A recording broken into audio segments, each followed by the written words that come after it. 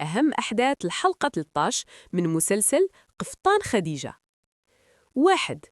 أزمة سونيا وبوشعيب.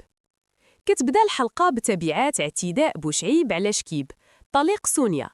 كتقدم سونيا بشكاية ضده، وبالفعل جات الشرطة ولقات القبض على بوشعيب من منزله أمام عائلته.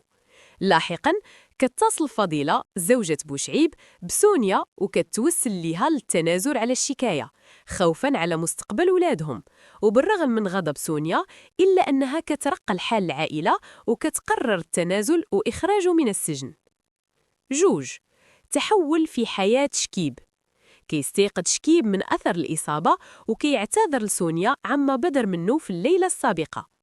كتوضع سونيا شرطاً لقبول اعتذاره، وهو أنه يتابع مع طبيب مختص لعلاج الإدمان ليعود لحياته الطبيعية وعمله، وكيوافق شكيب على ذلك. 3. نجاح ليلى المهني. كتقوم ليلى بجلسة تصوير لقفطاناتها في أماكن عامة للترويج لعلامتها التجارية على منصات التواصل الاجتماعي. لاحقاً كتشهد الحلقة الحدث الأهم، وهو افتتاح مشغل أو أتوليي ليلى رسمياً. كتحضر الافتتاح والدتها آمنة وصديقاتها وسونيا وعمر، وكتلقي ليلى كلمة مؤثرة كتشكر فيها كل من وقف بجانبها، خاصة غالي وسونيا وعمر. 4. عودة بوشعيب وتهديداته. بعد خروج بوشعيب من السجن بفضل تنازل سونيا كيزداد حقده. كيلتقي بغالي في الشارع وكيحدث بيناتهم تلاسن حاد وتهديدات.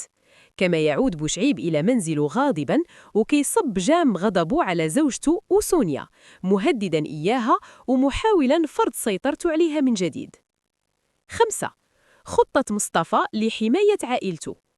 كيشعر مصطفى بخطر كبير كيحيط به من قبل العصابة اللي تورط معها.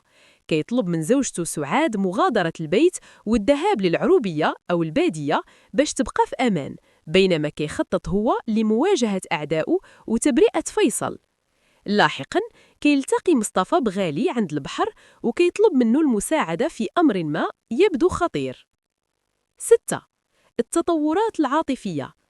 كتطور العلاقة بين غالي وليلى، حيث كيعترف غالي بمشاعره تجاهها، بينما كتظهر ليلى تحفظ مهني رغم تقديرها الكبير ليه، مؤكدة أنها كتركز حالياً على نجاح مشروعها وعائلتها. نهاية الحلقة. كتنتهي الحلقة بأجواء احتفالية في الافتتاح، لكن مع وجود توترات تحت السطح كتتعلق بتهديدات بوشعيب والمؤامرات اللي كتحاك ضد فيصل في السجن.